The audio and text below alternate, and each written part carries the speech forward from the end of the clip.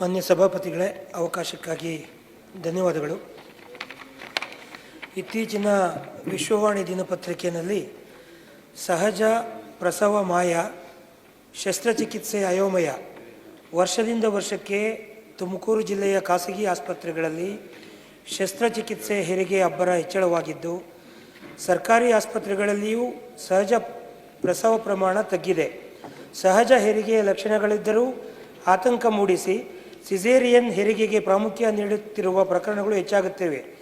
ಈ ಮೂಲಕ ಆಸ್ಪತ್ರೆಗಳು ಹಣ ಮಾಡುತ್ತವೆ. ಇದಕ್ಕೆ ಕಡಿವಾಣ ಹಾಕಲು ಕಾನೂನು ಜಾರಿಗೊಳಿಸುವ ಅವಶ್ಯಕತೆ ಇದೆ ಎಂಬ ವರದಿ ಆಧಾರದ ಮೇಲೆ ಹೆರಿಗೆ ಎಂಬುದು ಮಗುವಿನ ಜನ್ಮ, ತಾಯಿಗೆ ಪುನರ್ಜನ್ಮ, ಮನೆಗೆ ಪುಟ್ಟ ಕಂದನ ಆಗಮನ, ಇಡೀ ಕುಟುಂಬಕ್ಕೆ ಸಂತಸದ ಕ್ಷಣ.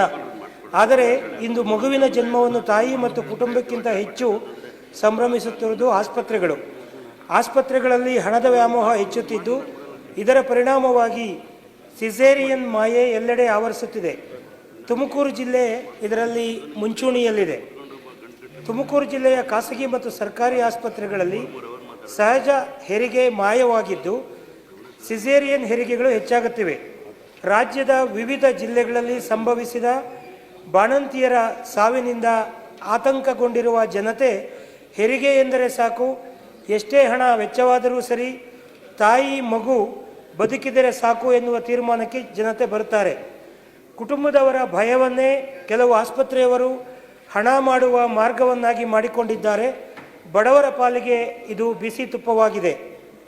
ಏಪ್ರಿಲ್ 24ರಿಂದ ಜನವರಿ 25ರವರೆಗೆ ಖಾಸಗಿ ಮತ್ತು ಸರ್ಕಾರಿ ಖಾಸಗಿ ಆಸ್ಪತ್ರೆಯಲ್ಲಿ ಒಟ್ಟು 11,879 ಹೆರಿಗೆಗಳಲ್ಲಿ 9,510 ಸಿಸೇರಿಯನ್ ಹೆರಿಗೆಗಳಾಗಿದೆ.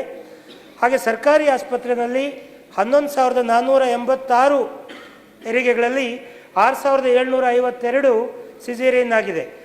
ಆಸ್ಪತ್ರೆಗಳು ಮೊದಲು ಸಹಜ ಹೆರಿಗೆಗೆ ಆದ್ಯತೆ ನೀಡಬೇಕು. ತಾಯಿ ಮಗುವಿನ ಆರೋಗ್ಯದ ಕುಂಟು ನೆಪದಲ್ಲಿ ಗರ್ಭಿಣಿಯರಿಗೆ ಮತ್ತು ಅವರ ಕುಟುಂಬದವರಿಗೆ ಆತಂಕ ಮೂಡಿಸಿ ಸಹಜ ಹೆರಿಗೆಯ ಲಕ್ಷಣವಿದ್ದರೂ ಸಿಸೇರಿಯನ್ ಹೆರಿಗೆಯ ನೆಪದಲ್ಲಿ ಆಸ್ಪತ್ರೆಗಳು ಹಣ ಮಾಡುವ ಮಾರ್ಗ ಕಂಡುಕೊಂಡಿದ್ದಾರೆ. ಪ್ರತಿ ಹೆರಿಗೆಗೆ ಖಾಸಗಿ ಆಸ್ಪತ್ರೆಗಳಲ್ಲಿ 1 ಲಕ್ಷದಿಂದ 2.5 ಲಕ್ಷ ರು ಪ್ಯಾಕೇಜ್ ಮತ್ತು ಸರ್ಕಾರಿ ಆಸ್ಪತ್ರೆಗಳಲ್ಲಿ 5,000ದಿಂದ 50,000 ರೂಪಾಯಿವರೆಗೆ ಪ್ಯಾಕೇಜ್ ಹಣ ವಸೂಲಿ ಮಾಡುತ್ತಿದ್ದಾರೆ. ಇದಕ್ಕೆ ಕಡಿವಾಣ ಹಾಕಲು ಕಾನೂನು ಜಾರಿಗೊಳಿಸಬೇಕೆಂದು ಶೂನ್ಯ ವೇಳೆಯಲ್ಲಿ ಸರ್ಕಾರವನ್ನು ಒತ್ತಾಯಿಸುತ್ತಿದ್ದೇನೆ. ಸನ್ಮಾನ್ಯ ಸಭಾಪತಿಗಳೇ, ಸಂಬಂಧಪಟ್ಟ ಸಚಿವರಿಂದ ಒತ್ತಡ ವಹಿಸಲಾಗುತ್ತದೆ.